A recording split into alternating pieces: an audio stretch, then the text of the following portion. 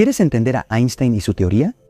Sin matemáticas y en particular sin geometría no euclidiana no se puede. ¿Por qué? Porque el espacio-tiempo en el que vivimos, el de 4 dimensiones, es curvo y por eso se describe con una geometría no euclidiana. Maestro, la banda.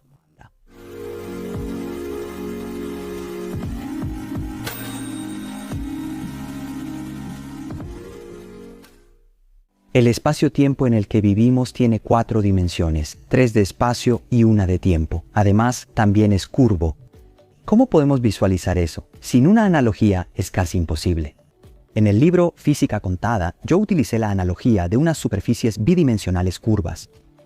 Estas solo tienen 2 dimensiones espaciales. Para empezar, digamos que la geometría euclidiana se aplica a las superficies planas, como, bromeando un poco, la superficie del modelo de la Tierra plana. Pero también podemos pensar en la superficie de una curva, una esquina de papel impreso, sin doblar.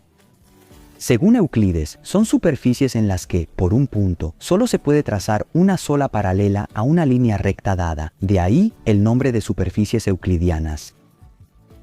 La distancia entre 2 puntos se calcula a partir de las coordenadas de los puntos, usando el teorema de Pitágoras, y la suma de los ángulos de un triángulo es de 180 grados. Eso es lo que aprendimos en geometría. Por otro lado, la geometría no euclidiana es para superficies curvas, por ejemplo, una esfera. Aquí, la distancia entre 2 puntos, medida sobre la superficie, ojo, va a necesitar una fórmula diferente a la del teorema de Pitágoras. Como veremos, por un punto pasan incluso varias paralelas a una línea dada, y la suma de los ángulos será diferente de 180 grados. Por ejemplo, la superficie esférica del globo terráqueo. Aquí definimos una línea recta, como en el caso euclidiano, como el conjunto de puntos intermedios que forman la distancia más corta entre los dos. En la superficie, atención, en términos técnicos se llama una geodésica. Aquí tienes un ejemplo en la superficie esférica de la Tierra. ¿Recuerdan? Los meridianos son esas líneas que atraviesan la Tierra de norte a sur. Si elegimos 2 ciudades que están en el mismo meridiano, una al sur y otra más al norte, la línea que define la distancia más corta entre las 2 ciudades es justamente el meridiano. El meridiano es entonces una geodésica particular. Observemos que cualquier geodésica en la geometría de la esfera es una línea curva, un círculo, que divide la Tierra en 2 hemisferios perfectamente iguales, como por ejemplo el Ecuador. Los paralelos no son geodésicas. Probemos ahora el principio de Euclides en la superficie curva de la Tierra, tomando un punto del ecuador, el meridiano que pasa por ahí, que es una geodésica, y un punto vecino. Si trazamos por el punto vecino una geodésica, el equivalente a la línea recta en las superficies euclidianas, de tal manera que la geodésica sea lo más paralela posible al primer meridiano, al final se encontrará con otra geodésica, que también es un meridiano. ¿El problema? Los 2 meridianos se encuentran en el polo norte y en el polo sur. Así que tenemos una geometría no euclidiana, porque las líneas rectas de la geometría, las geodésicas, siempre se encuentran, en este caso, en los polos. No existen geodésicas paralelas, como sí existían líneas rectas paralelas en las superficies planas. Pero no solo eso, miren este triángulo ABC en la superficie de la esfera. Está formado por 3 líneas rectas, es decir, geodésicas, 2 meridianos y un ecuador. ¿Ven cómo en la superficie de la esfera todos los ángulos de este triángulo son ángulos rectos? Ahora la suma de los ángulos se vuelve 270 grados. Esta es otra característica de la geometría no euclidiana, porque el valor es diferente de 180 grados. Los matemáticos han demostrado que, en principio, existen 2 formas de superficies curvas, elípticas e hiperbólicas. En las superficies curvas elípticas, 2 líneas geodésicas paralelas se encuentran, y la esfera es un ejemplo de esto. En las superficies hiperbólicas, a través de un punto, podemos trazar varias paralelas a una línea recta dada, que nunca se encuentran. Un ejemplo de superficie hiperbólica es una silla de montar, o la silla que se forma en la cresta de una montaña. Así como todos sabemos que, al completar el mapa plano de la Tierra, este no refleja correctamente las distancias entre ciudades y las áreas, es sorprendente. Las ciudades de la Tierra esférica ahora están representadas en una superficie plana de papel. Otro ejemplo es este. Aquí se puede ver cómo, en el mapa, la distancia más corta entre 2 ciudades, la geodésica, no es una línea recta, algo que notamos al seguir los vuelos de los aviones. Así, para volar de Bucarest a Nueva York, un avión elegirá una trayectoria similar a la que se muestra en la figura. Además, 2 distancias iguales en el mapa no son necesariamente iguales en la realidad. Por ejemplo, los puntos C y D están más cerca en la realidad que A y B, porque están situados más cerca del polo sur. ¿Cómo se orientan entonces los navegantes en el mapa plano de la Tierra, cuando las superficies en el mapa no reflejan las distancias reales? En esencia, ellos distinguen entre las coordenadas de los puntos en el mapa, que pueden ser cualquier número, y la distancia real entre los puntos, que ya no es simplemente la diferencia entre las coordenadas como estábamos acostumbrados. Y además, para ser definida, necesita de otra magnitud matemática llamada métrica. Miren este sistema de coordenadas aleatorias sobre la superficie curva. En la figura se muestra un sistema cualquiera de coordenadas X y sobre la superficie de una esfera. La distancia real entre los puntos D21 y E12 se calcula con los elementos métricos notados como Gx, Gxy y Xy, y que son diferentes en cada punto del espacio, pero con valores similares para puntos vecinos. El procedimiento general es el siguiente. Para empezar, trazamos en la superficie curva un sistema de coordenadas global, que puede ser cualquiera como queramos. Lo describiremos mediante las coordenadas X y Y.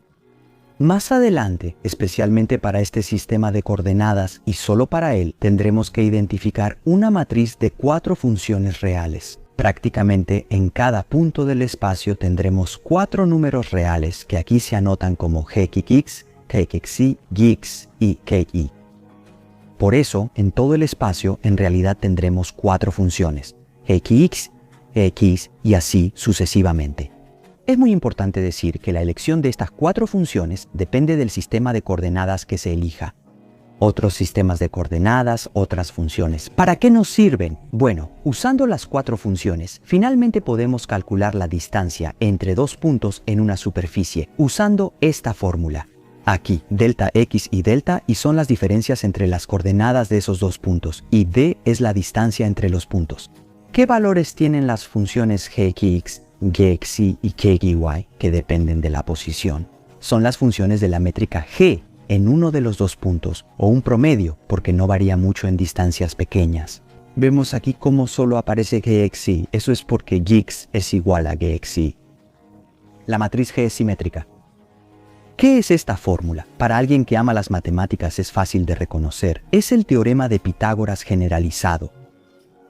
Esto se puede ver en este dibujo. En áreas pequeñas, muy pequeñas, las líneas del sistema de coordenadas curvilíneas forman paralelepípedos.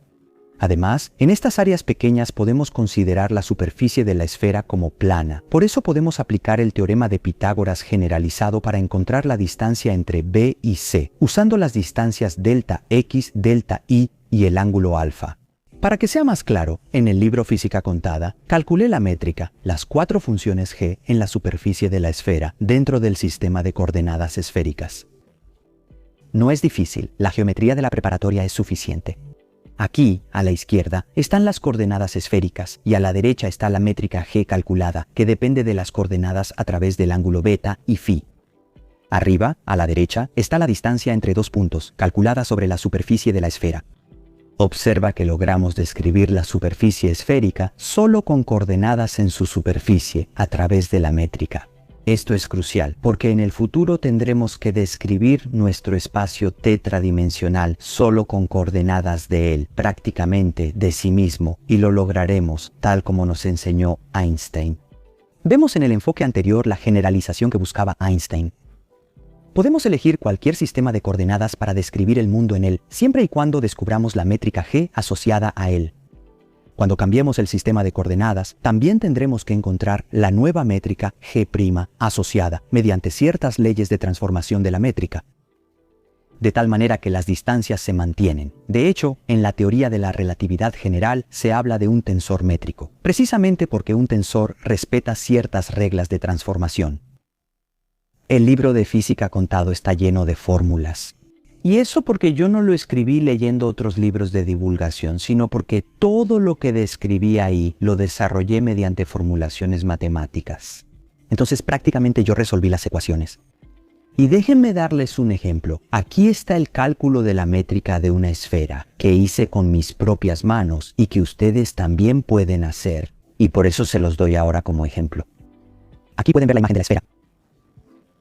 Tenemos 3 puntos, A, B y P. Lo que nos interesa es la distancia entre el punto A y B, cuando A y B están muy cerca uno del otro. Por supuesto, esa distancia también se puede calcular usando coordenadas cartesianas. Pero ahora nos interesa expresar esa distancia en coordenadas sobre la superficie de la esfera, Entonces, ¿cuáles son esas coordenadas sobre la superficie de la esfera? En esencia son los dos ángulos, el ángulo φ y el ángulo θ. Entonces, queremos expresar la distancia entre A y B solo mediante esos dos ángulos φ y θ, porque el radio de la esfera está dado, y podemos hacer eso empezando desde las coordenadas cartesianas. Y eso lo pueden ver en esta fórmula. Aquí están las coordenadas cartesianas. Pero vamos a mirar la figura. Y vemos de hecho ahí tenemos un pequeño triángulo rectángulo. Porque el triángulo ABP es un triángulo rectángulo cuando es muy pequeño. Y los catetos de este triángulo, AP y PB, se pueden determinar. AP es, por ejemplo, R multiplicado por dθ y PB es R seno de θ multiplicado por d φ. Vemos eso en los triángulos que aparecen ahí. Y eso significa que podemos escribir esta relación que d al cuadrado, es decir, AB al cuadrado por el teorema de Pitágoras de ahí, es R al cuadrado de θ al cuadrado, es decir, AP al cuadrado más PB al cuadrado, que es el segundo término. R al cuadrado seno cuadrado de θ d π al cuadrado. Sí, y eso es en esencia la métrica de la superficie. ¿Por qué? Porque he expresado la distancia entre dos puntos cercanos sobre la esfera mediante sus coordenadas, es decir, θ y φ. Y solo tenemos que mirar nuestra fórmula, que es la general con la métrica donde aparece g, y en este caso será gθ φ. Y hagamos la conexión, veamos cuál es cuál, y obtenemos de inmediato la métrica de la superficie, que contiene por supuesto R, porque R es el radio de la esfera, y también contiene θ. Vemos que no depende de φ, es decir, logramos expresar la geometría de la esfera solo con los elementos que se encuentran en la esfera, es decir, θ y las coordenadas en la esfera. Eso es básicamente toda la idea detrás de las superficies no euclidianas, para poder describirlas solo con los elementos que están en esas superficies. Y con esto hemos llegado al final de la introducción a la geometría no euclidiana. La próxima vez aplicaremos esto al espacio-tiempo. Hasta entonces, por favor suscríbanse si no lo han hecho aún, presionando ahora mismo este botón de suscripción. Agradezco a quienes nos apoyan en Patreon y a quienes se han hecho miembros del canal aquí. Yo soy Cristian Presura. Ustedes son geniales, les deseo lo mejor. Adiós.